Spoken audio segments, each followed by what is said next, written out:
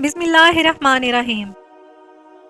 ایک دفعہ کا ذکر ہے کہ ایک بادشاہ تھا اور اس کی ایک بہت ہی خوبصورت شہزادی تھی، لیکن اس شہزادی پر ایک جن عاشق ہو گیا اور اس جن نے شہزادی کو قید کر لیا۔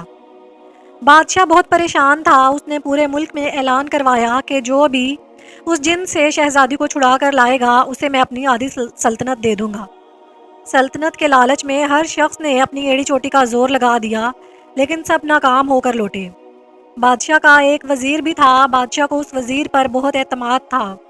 اس نے بادشاہ سے اجازت مانگی کہ اسے اس کام کے لیے بھیجا جائے۔ بادشاہ مان گیا۔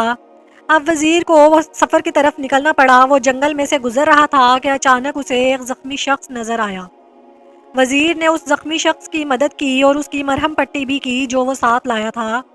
زخمی شخص نے اس کا شکریہ ادا کیا اور اس سے پوچھا کہ وہ کہاں جا رہا ہے۔ وزیر نے سارا قصہ بیان کر دیا۔ زخمی شخص نے کہا کہ وہ جن بہت خطرناک ہے۔ میں ایک ذکر جانتا ہوں جو تمہارے کام آ سکتا ہے، اس ذکر کو پڑھ کر تم جانوروں سے باتیں کر سکو گے۔ زخمی شخص نے وزیر کو ایک منتر سکھا دیا اور پھر وہ اپنی راہ کو نکل گیا۔ وزیر کچھ ہی دور گیا تھا کہ اسے دو مچھلیاں تالاب کے باہر پڑی نظر آئیں۔ ایک مچھلی نے کہا کہ اے آدم زاد ہماری مدد کرو، ہم مر رہے ہیں۔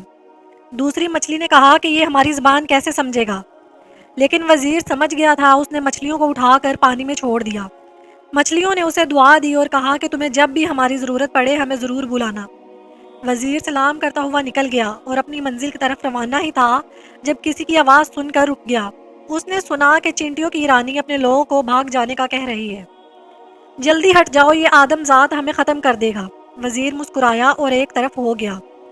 چینٹیوں نے کہا کہ اے آدم زاد جب بھی تمہیں ہماری ضرورت پڑے ہمیں ضرور بتانا۔ اب وزیر پہاڑوں کے قریب ہی تھا کہ وہ چل رہا تھا کہ اچانک اسے اپنے سامنے جھاڑیوں میں حرکت محسوس ہوئی۔ اس نے قریب جا کر دیکھا تو ان جھاڑیوں میں ایک بونا پھنسا ہوا تھا۔ وزیر نے اس بونے کو نکالا۔ بونے نے اس کا شکریہ ادا کیا اور اس سے پوچھا کہ وہ کہاں جا رہا ہے۔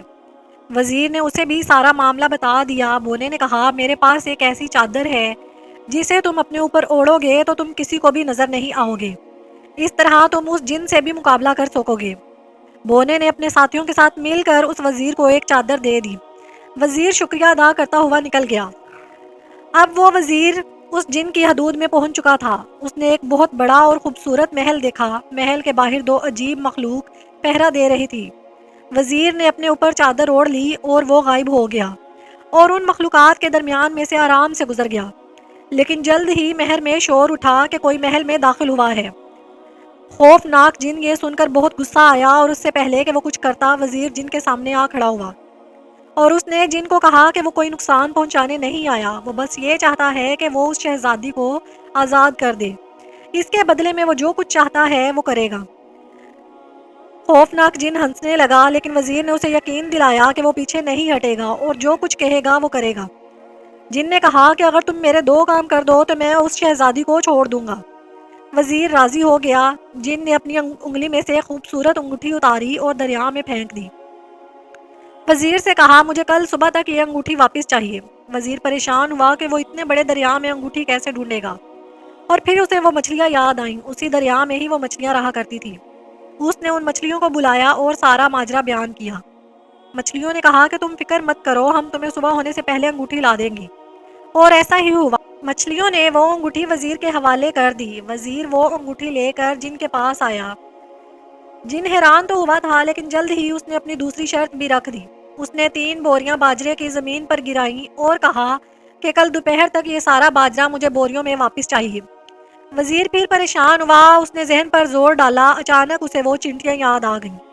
اس نے چینٹیوں سے مدد طلب کی تو وہ خوشی خوشی راضی ہو گئیں اور کہا یہ کام تو ہمارے لیے بہت آسان ہے، اور بہت ساری چونٹیوں نے دوپہر تک 3 بوریاں باجرے سے بھر دیں۔ یہ دیکھ کر وزیر بہت حیران ہوا۔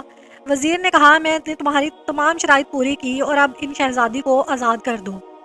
جن ہنسنے لگا اور کہا کہ تم انسان بہت بے وقوف ہو، تم نے میری باتوں پر یقین کیسے کر لیا؟ میں نے تم سے جھوٹ بولا تھا۔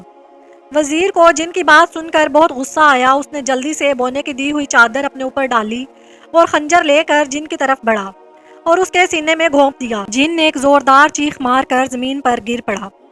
وزیر نے جلدی سے شہزادی کو قید سے آزاد کروایا اور بادشاہ کے پاس آ گیا۔ بادشاہ اپنی بیٹی کو دیکھ کر بہت خوش ہوا اور اس نے وزیر کا شکریہ ادا کیا اور اپنے وعدے کے مطابق وزیر کو اپنی آدھی سلطنت کا مالک بنا دیا۔ ناظرین، اگر آپ کو یہ ویڈیو اچھی لگی تو میرے چینل کو لائک، شیئر اور سبسکرائب کر دیجیے گا۔